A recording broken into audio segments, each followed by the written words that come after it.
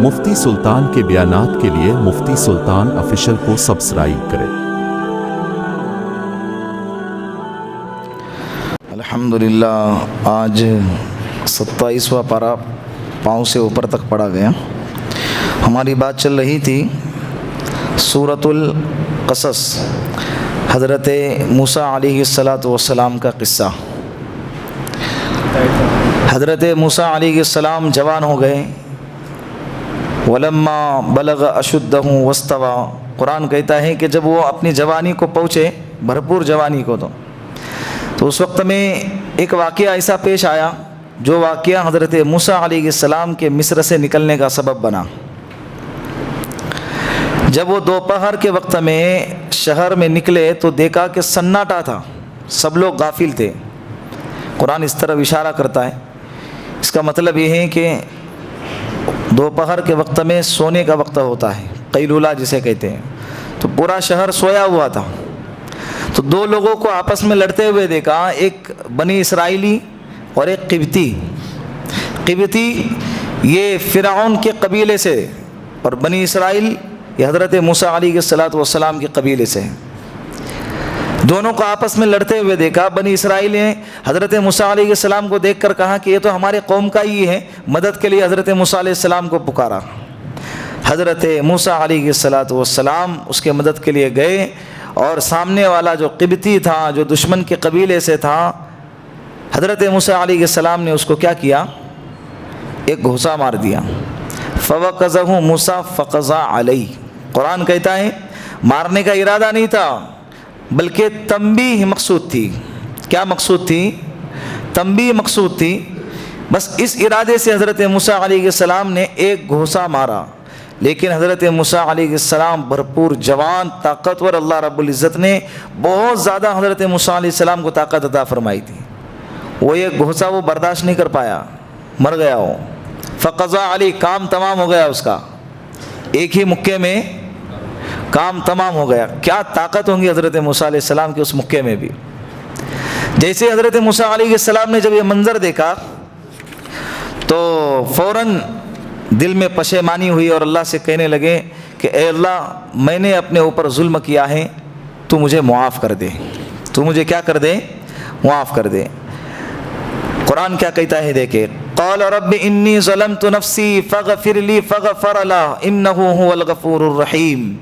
انبیاء علیہم السلام جو ہے نا، جو کام بغیر ارادے کے بھی ہوں اور وہ غیر مناسب ہوں، اس کام پر بھی انبیاء علیہم السلام اللہ سے مغفرت طلب کرتے ہیں، حالانکہ اس میں ان کا قصور نہیں تھا، نہ مارنے کا ارادہ تھا، نہ قتل کرنے کا ارادہ تھا، تنبیہ مقصود تھی، لیکن وہ مر گیا۔ تو فوراً اللہ کی طرف رجوع ہوئے اور کہنے لگے کہ اللہ، یہ کام تو شیطانوں میں سے ہے، اور شیطان تو انسان کا کھلا ہوا دشمن ہے، لہٰذا میں تجھ سے مغفرت طلب کرتا ہوں، تو معاف کرنے والوں میں سب سے بہترین معاف کرنے والا ہے۔ اسی لیے ہمیں بھی چاہیے کہ اگر صبح سے شام تک ہم میں سے کسی کی بھی کوئی غلطی، کوئی خطا ہو جائے، کوئی گناہ ہو جائے، تو فوراً اللہ کی طرف متوجہ ہونا چاہیے، فوراً اللہ کی طرف متوجہ ہونا چاہیے، ڈرتے رہنا چاہیے۔ مرنا بھی ہے، مرنے کے بعد اللہ کے سامنے کھڑے بھی ہونا ہے۔ اور وہ مر گیا، حضرت موسیٰ علیہ السلام چلے گئے، اور جو بنی اسرائیل تھے وہ بھاگ گیا، وہ جو تھا نا وہ بھاگ گیا۔ یہ آدمی بہت ہی ڈینجر ہے، ایک بکے میں مار دیا اسے۔ دوسرا دن آیا، قرآن کہتا ہے فَأَصْبَحَ فِي الْمَدِينَةِ خَائِفًا يَتَرَقَّبُ، حضرت موسیٰ علیہ السلام دوسرے دن صبح میں ڈرتے ہوئے شہر میں داخل ہو گئے۔ یہ ڈر ان کے دل میں تھا کہ کل کے قتل کی چرچا پورے شہر میں تو نہیں پھیلی ہوں، یا فرعون تک تو نہ گئی ہوں، میرے قتل کا حکم جاری ہوگا، میرے خلاف سازشیں کی جائیں گی۔ یہ خیال، جب انسان کوئی جرم کرتا ہے تو اس کے بعد اس کے دل میں ایک ہلکی سی کھٹک رہ جاتی ہے۔ تو یہی ڈرتے ڈرتے شہر میں جیسے ہی داخل ہو گئے، تو وہی کل کا جو بنی اسرائیلی جھگڑ رہا تھا نا، وہ آج کسی اور قبطی سے جھگڑ رہا تھا، جس کی مدد کے لیے حضرت موسیٰ علیہ السلام کل گئے تھے، وہی آج کیا کر رہا تھا؟ کسی اور سے لڑ رہا تھا۔ حضرت موسیٰ علیہ السلام کے الفاظ دیکھے کیا ہے، فَلَمَّا أَنْ أَرَادَ أَنْ يَبْطِشَ بِالَّذِي هُوَ عَدُوٌّ لَهُمَا، حضرت موسیٰ علیہ السلام کہنے لگے کہ کم بخت توچ نالائق ہے، کل جو اس کو مارا میں نے، مجھے لگا کہ وہ دشمن کے قوم سے ہے، تو میری قوم سے مدد کے لیے آیا، تو کل بھی لڑ رہا تھا اور تو روز لڑتے بیٹھے گا، روز مارتے بیٹھوں میں؟ جب یہ الفاظ حضرت موسیٰ علیہ السلام کے اور وہ تیور جب دیکھا اس نے، تو اس نے کیا کیا، زور سے چلا کر کہنے لگا، یا موسیٰ ترید ان تقتلنی کما قتلت نفسا بالامس، اے موسیٰ کیا تو مجھے بھی مارنے کا ارادہ کرتا ہے جیسے کہ تو نے کل ایک قبطی کو مارا تھا؟ حالانکہ کل کے قتل کا جو معاملہ تھا وہ راز تھا، اس اسرائیلی نے کیا کیا، بنی اسرائیلی نے فاش کر دیا۔ اب جس کے ساتھ لڑ رہا تھا اس نے سن لیا، اب وہ سیدھا بھاگ کر فرعون کے دربار میں گیا اور جا کر بول دیا کہ بادشاہ سلامت، کل جو مرڈر ہوا تھا، جو قتل ہوا تھا، وہ کس نے کیا تھا؟ موسیٰ علیہ السلام نے۔ اب حضرت موسیٰ علیہ السلام کے تعلق سے فرعون کے دربار میں مشورہ ہو رہا ہے، ان کے قتل کا فیصلہ کیا جا رہا ہے۔ اس دربار کے اندر ایک خیرخواہ تھا حضرت موسیٰ علیہ السلام کا۔ قرآن کہتا ہے وَجَاءَ رَجُلٌ مِّنْ أَقْصَى الْمَدِينَةِ يَسْعَىٰ، تو اس مجلس میں سے ایک خیرخواہ جو حضرت موسیٰ علیہ السلام کا، وہ دوڑتے ہوئے آیا حضرت موسیٰ علیہ السلام کے پاس اور کہنے لگا کہ یا موسیٰ ان الملأ یأتمرون بک لیقتلوک، میں تمہارا خیرخواہ ہوں، بادشاہ کے کارندے اور بادشاہ جو ہے تمہارے قتل کا فیصلہ کر چکے ہیں، فخرج انی لک من الناصحین، آپ کو چاہیے کہ آپ جلدی سے یہ شہر چھوڑ کے چلے جائے، میں آپ کا خیرخواہ ہوں، کوئی سازشی نہیں ہوں۔ حضرت موسیٰ علیہ السلام فوراً فخرج منها خائفا يترقب قال رب نجنی من القوم الظالمین، مصر کو چھوڑ کر چل دیے اور یہ دعا پڑھتے ہوئے چل دیے کہ اے اللہ مجھے ظالم قوم سے نجات عطا فرما۔ کہاں سے نکلے؟ مصر سے نکلے، ان کو راستہ نہیں معلوم تھا کہاں جانا ہے، پہلے سے تھوڑی پلاننگ کر کے بیٹھے ہوئے تھے کہ پونا سے نکلے تو بمبئی جانا ہے، میرے خالہ رہتے ہیں، نکلے اچانک یہ حادثہ پیش آیا ہے، اب کہاں نکلنا ہے؟ اللہ سے کہا کہ اللہ راستہ دکھانے والا تو ہے، اب تو ہی مجھے صحیح راستہ بتا۔ حضرت موسیٰ علیہ السلام چلے گئے، چلتے چلتے چلتے مدین پہنچے، کہاں؟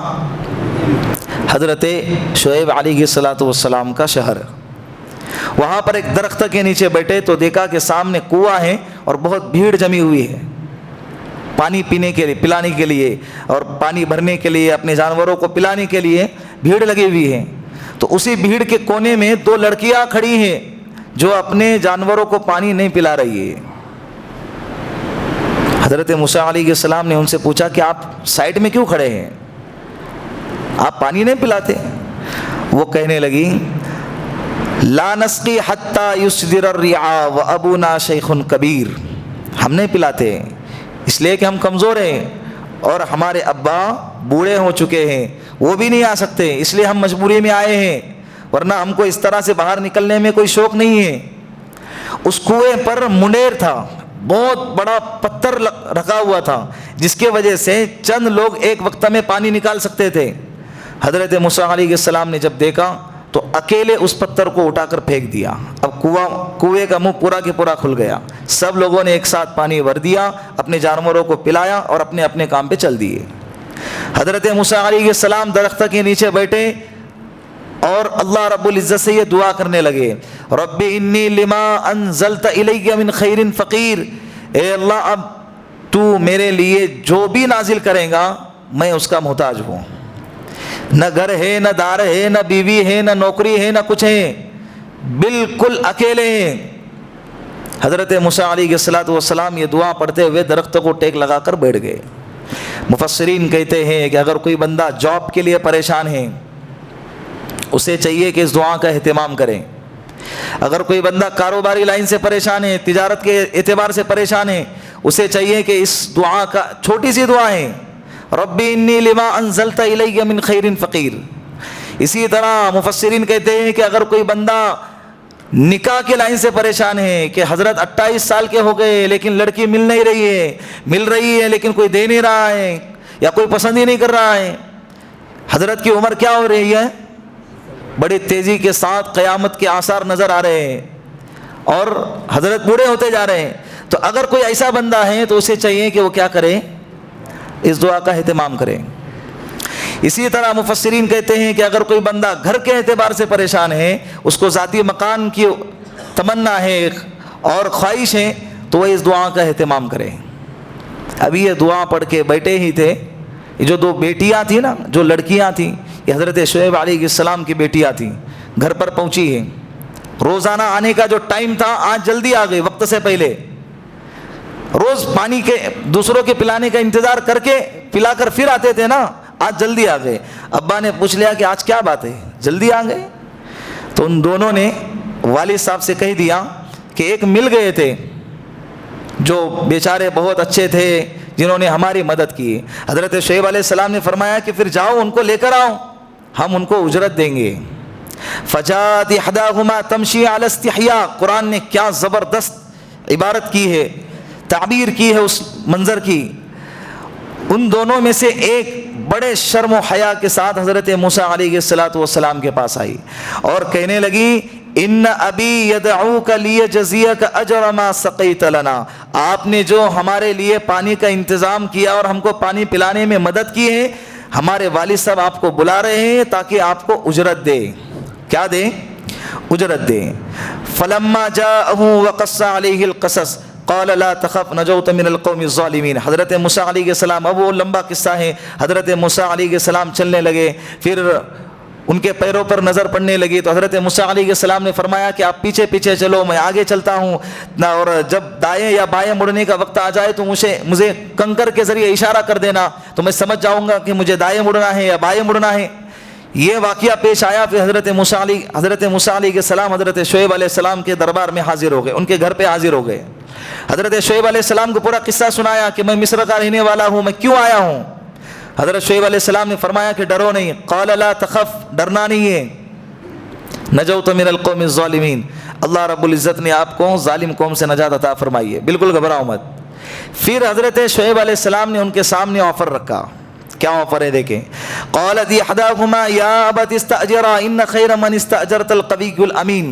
حضرت شعیب علیہ السلام کی بیٹیوں میں سے ایک بیٹی نے ابا سے کہا کہ ابا, یہ جو شخص ہے نا, انہیں اجرت پہ رکھ لیجئے, اپنے یہاں کام پہ رکھ لیجئے, اس لیے کہ یہ طاقتور بھی ہے اور امانت دار بھی ہے. مفسرین کہتے ہیں کہ جب آپ اپنے دکان میں کسی نوکر کا انتخاب کر رہے ہوں, کسی خادم کا, کامگار کا جب انتخاب کر رہے ہو, چناؤ کر رہے ہیں, تو اس میں خاص طور پہ 3 صفتیں ہونی چاہیے. کتنی صفتیں؟ 3. نمبر 1 سچائی ہونی چاہیے, نمبر 2 امانت داری ہونی چاہیے.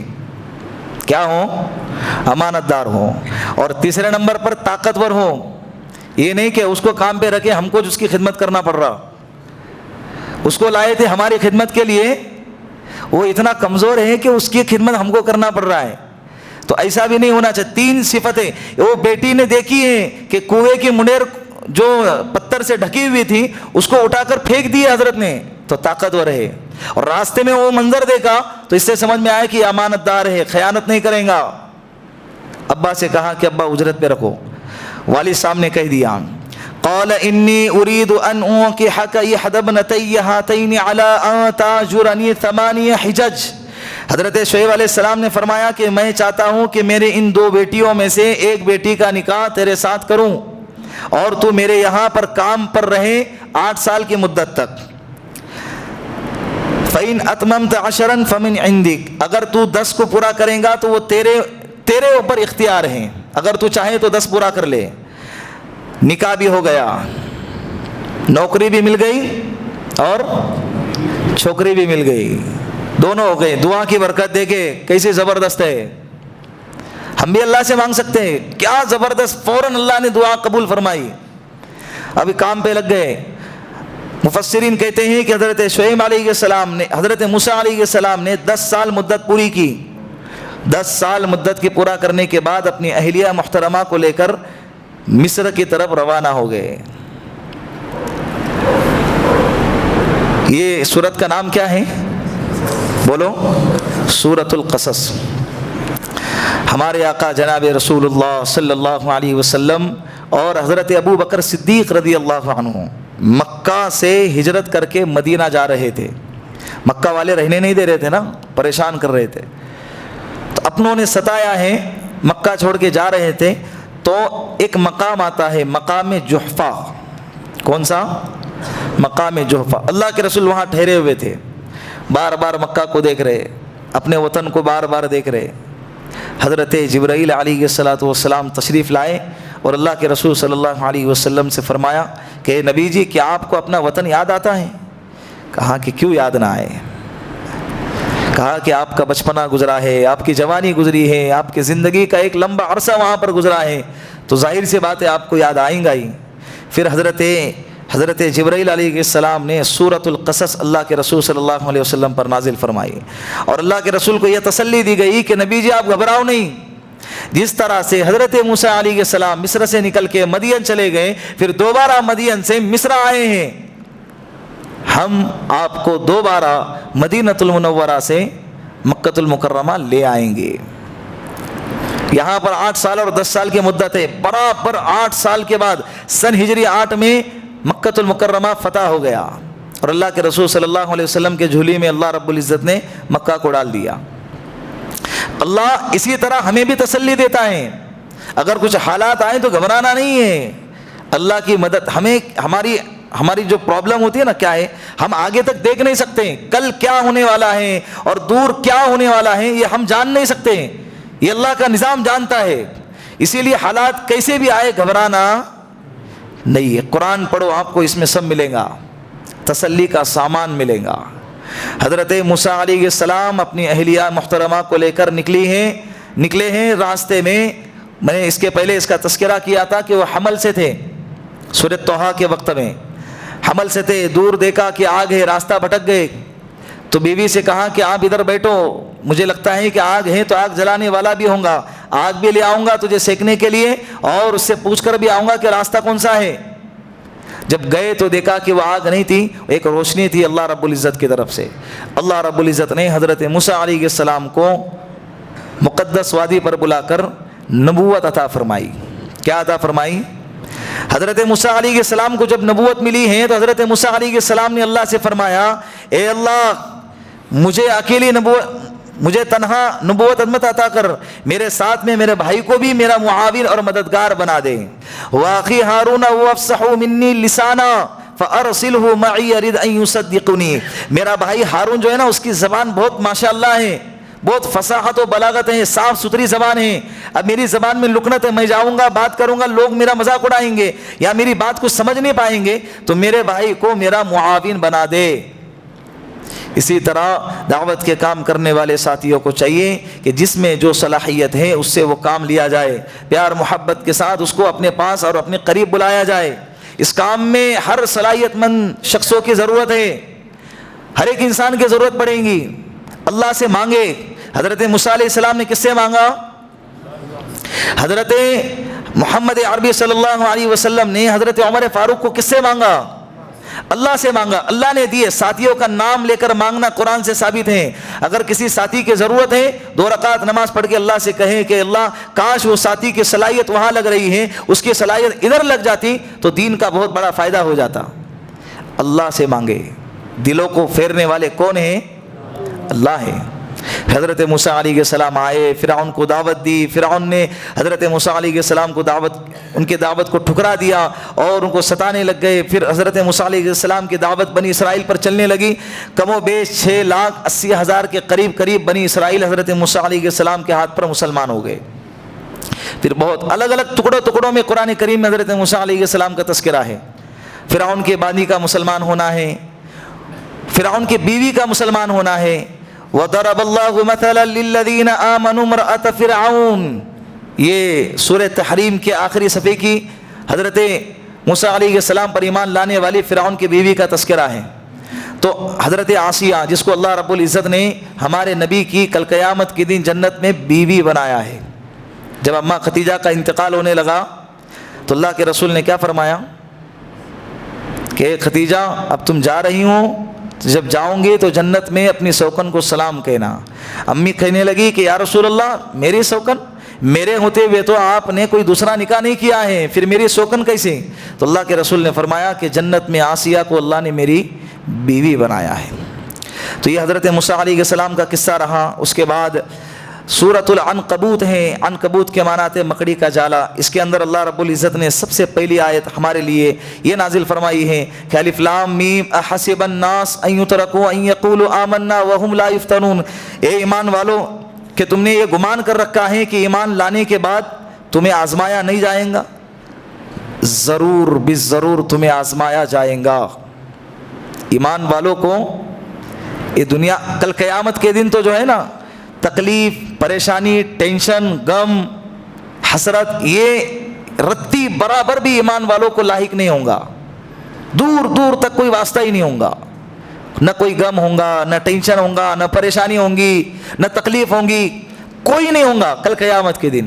لیکن دنیا کے اندر ایمان والوں کو ان ساری چیزوں کا واسطہ پڑنا ہے، ان حالات سے گزرنا ہے.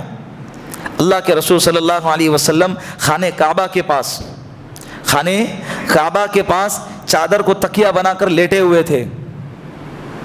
حضرت خباب ابن ارت رضی اللہ عنہ ایک صحابی ہیں، وہ آئے اور کہنے لگے کہ یا رسول اللہ آپ دعا نہیں کرتے اللہ سے، یہ مکہ والے کتنا ستا رہے.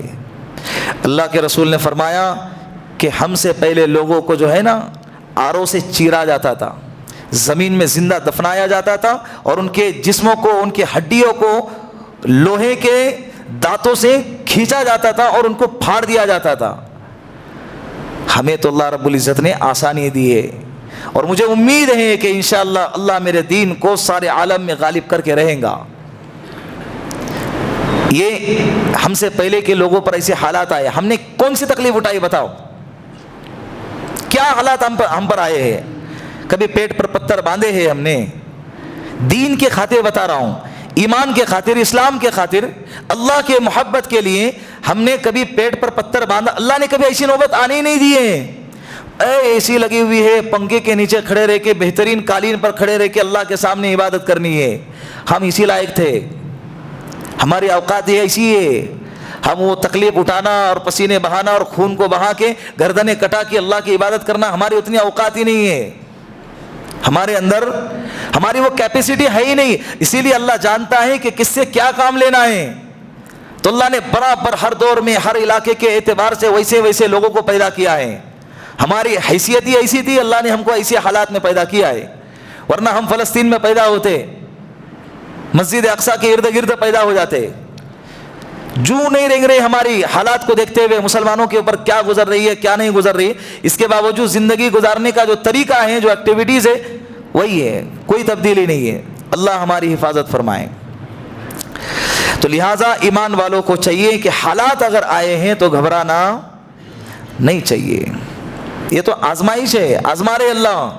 الدنیا سجن المؤمن و جنت الکافر. اللہ کے رسول نے فرمایا کہ دنیا ایمان والوں کے لیے قید خانہ ہے اور کافروں کے لیے جنت ہے.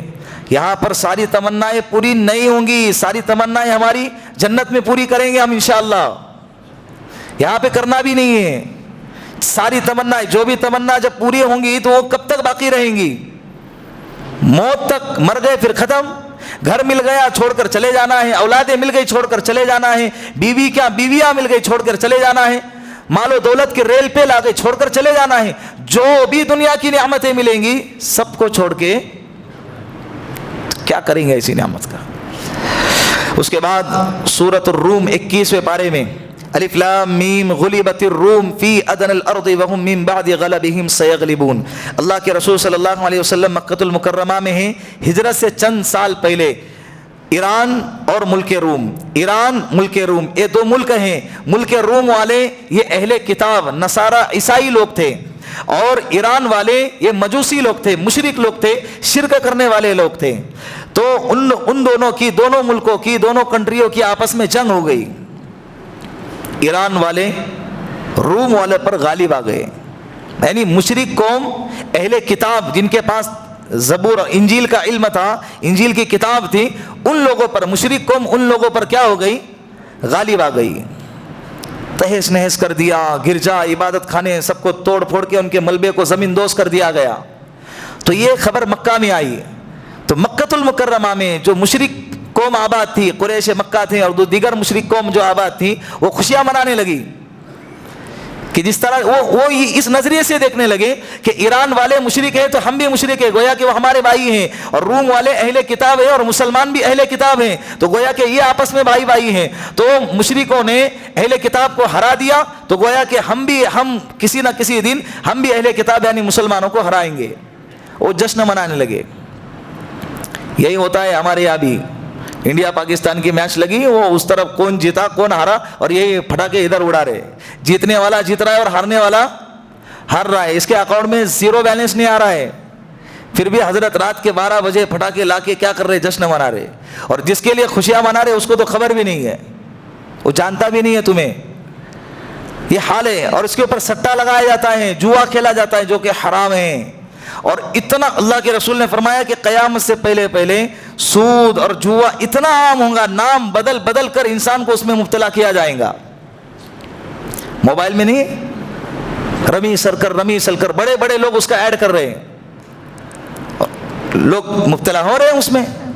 یہ جوا ہے، یہ کیا ہے، حرام ہے، بالکل یاد رکھے یہ حرام ہے۔ کل قیامت کے دن اللہ رب العزت اس کی بہت سخت سے سخت سزا عطا فرمائیں گے۔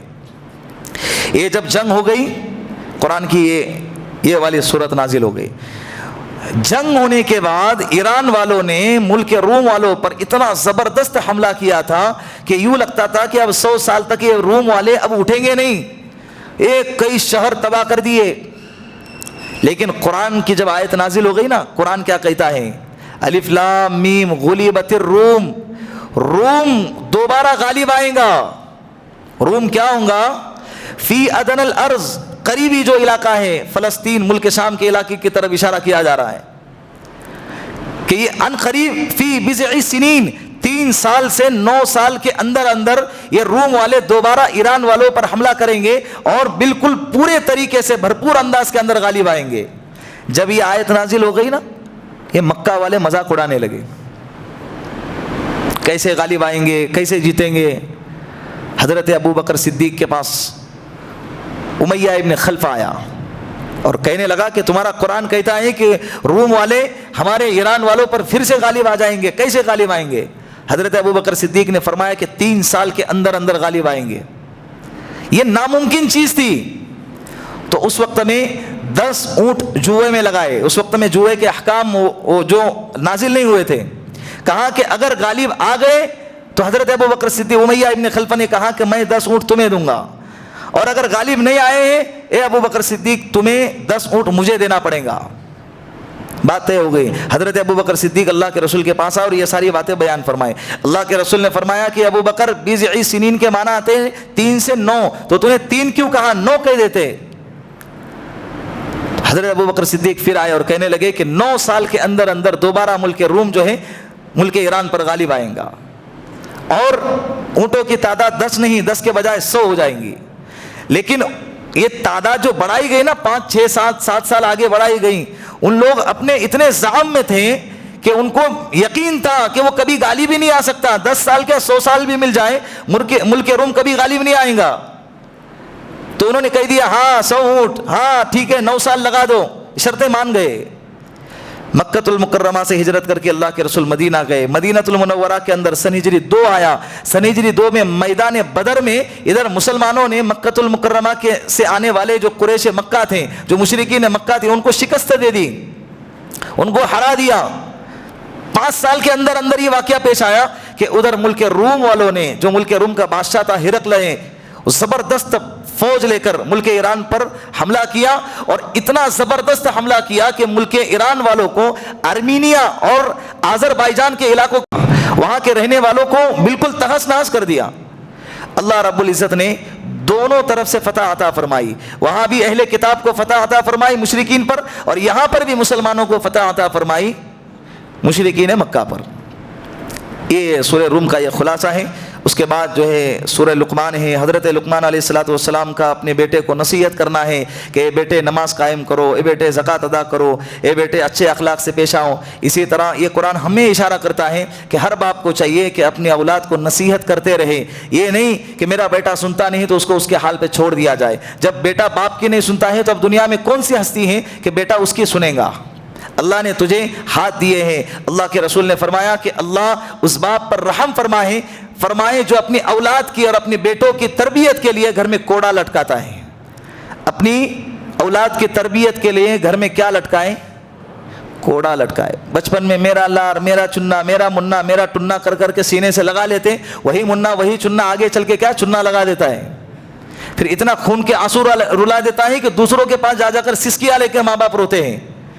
بچپن میں تمہارے پاس وہ کچی کلی ہے، تم جہاں مڑاؤ گے مڑے گا، اس وقت میں چھوڑ دیا تو بیٹا تجھے جیسا جینا ہے ویسا جی، جیسا رہنا ویسا رہے، پھر وہ جیسا رہنا ویسا جب رہنے لگ جاتا ہے تو ماں باپ کو تکلیف ہوتی ہے، پھر بیٹا ضدی اور باغی بن جاتا ہے۔ ماں باپ کو چاہیے کہ اپنی اولاد کی تربیت سے کبھی بھی غافل نہ رہے، کبھی بھی یعنی موت تک غافل نہ رہے۔ مرنے کے بعد جیسے ہوں گے تیسے ہو جائیں گے، دیکھیں گے، اس وقت میں باپ پر ذمہ داری نہیں آئیں گی، لیکن جب تک زندہ ہے اللہ تجھ سے پوچھے گا تو نے تیری اولاد کے لیے کیا کیا ہے۔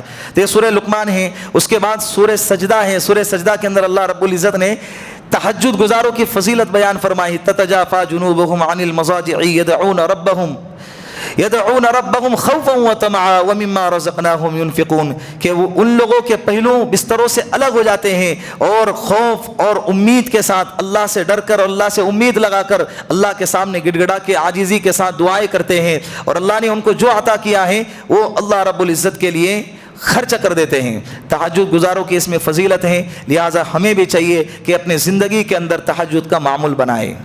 اگر کسی انسان کو میں لیکن یہاں پر ایک جملہ کہوں گا کہ سب سے پہلے فجر کی پابندی کرے تو وہ تھے، مسجد میں آئے اور 2 رکعت نماز فجر کی نماز کے لیے جماعت کے ساتھ پڑھ لیے تو ہمارے لیے کیا ہے، پوری رات عبادت کرنے کا ثواب ایسے ہی مل جائے گا۔